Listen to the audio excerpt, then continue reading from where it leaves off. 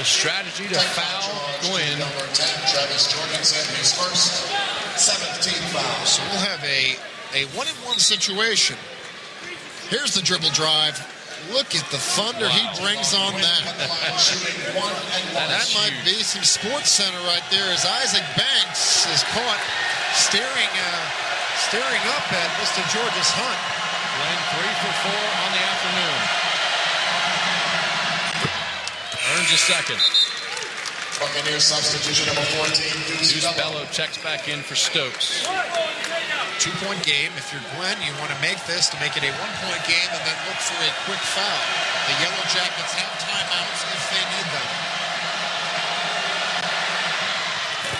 He does get the next timeout. East Tennessee State. ETSU. A full timeout. 67-66. Georgia Tech, with no substitutions, are going to go with the lineup they have. Sometimes in a situation like that, Nathan, you may see one of the better free throw shooters that's not in the game come on over to the scorer's bench, but Georgia Tech's going to roll the dice with the lineup they have. Coach Gregory's got all the confidence in the world in this upperclassmen group that's on the floor. You'll see Heath coming over to the bench now. Heath comes in. Yeah, solid free throw shooter, heady player. Free throw this season, but you want your solid guys out there because the foul's coming. Yeah, one of the most difficult thing to do in this situation sometimes is just inbounding the ball. Right. So you want to put sometimes you have your point guard inbound the ball in the situation, or maybe a guy like Georges Hunt that's taller, that can see the floor, but getting the ball in play is sometimes the most challenging thing here. But when you get it in play, Coach Gregory wants to get it to one of his better free throw shooters because it will automatically be a quick foul. Georgia Tech did have 2 events in the first half where they were unable to inbound it, and it was stolen on a turnover to ETSU. Tech substitution, Josh Heath. ETSU puts Banks on the ball, so they're going to apply pressure on Heath. Banks at 6'7", Heath at 6'1", maybe? So he may have some problems with vision. They work around Smith. They're going to get a whistle away from the ball on Bello. He's going to foul out. He was basically holding Georges Hunt. I got a question. The thought process there by Deuce Bello to foul, and Forbes may be thinking the same thing. Why on earth would you foul the best free throw shooter for the Yellow Jackets off the ball? East Tennessee State substitution. The clock is not running. Right. I don't know. It's things like that at the end of the game. As a coach, you think, man, why did my guy do that? Right. But regardless, it will still be a one-possession game, and there's 8 seconds. So that may be the thought process by Coach Forbes. Let's not let any time go off the clock. Georges Hunt, a little tight in the situation. Clearly, he was a genius to foul in that, that situation. Shows you what I know. That's why I'm sitting over here with the headset on. But we will have a one-possession game, Nathan. Georges Hunt, even if he knocks it down, ETSU could leave here with a win if they knock the 3 down. ETSU 5 of 16 from beyond the arc. Here's Gwynn. Call the timeout, or will they play?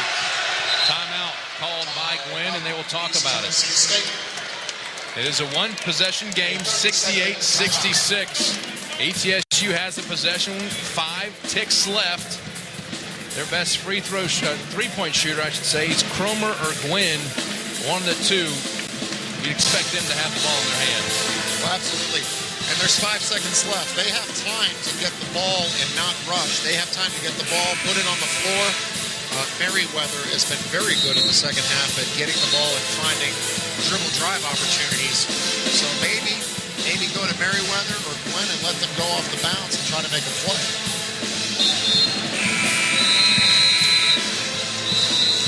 Here we go, down to the wire. Bucks with 0 timeouts, so they need to get the ball in here. They do not have a timeout to burn. And we're set. Here we go. Crowds on their feet. ETSU going to inbound. Here it is. Gwynn. 3. For the win. Buries it. Oh! .9 left. ETSU with a Georgia Tech. Wow. Quinn steps up. 2 to tie, 3 to win. Has time to do both. And says, let's roll the dice. He has been fearless all game long. Here it is. Potential game winner from Jelon Quinn to put the Bucs ahead. And the officials crew, Tim Nestor, Tim Comer, Tony Chiazza over at the table looking to make sure it was a 3. And oh boy, it was a 3. He was well beyond the arc. And the time looks like it's correct, 9/10. So with 9/10 of a second, you need your quarterback, your best guy with height, good right arm or left arm. You need a miracle here. You need that nice pass. So whoever is inbounding the ball has got to have a good arm, good accuracy. That's your quarterback on the play. They'll throw it the length of the floor and try to do, the old Christian Laettner Duke turnaround and leave here with a buzzer win. But they're going to need a miracle. Lammers were inbound. He runs the floor, and it's going to be intercepted by guess who? Quinn puts an end to it. Give the Buccaneers credit. They came in, they competed, they never went away, and they will go back to campus with a nice win against a Yellow Jackets team that has been strong early on. And the Jackets, they'll turn around and go up to play Arkansas at the Barclays Center with their next game. Well, it's been a fun one. It's been an exciting win for ETSU here on the road. Quinn with 24 points leads his Buccaneers over the Yellow Jackets to watch this game, as well as others on the family of ESPN networks. Log on to watchespn.com or download the Watch ESPN app. This has been a presentation of ESPN, the worldwide leader in sports.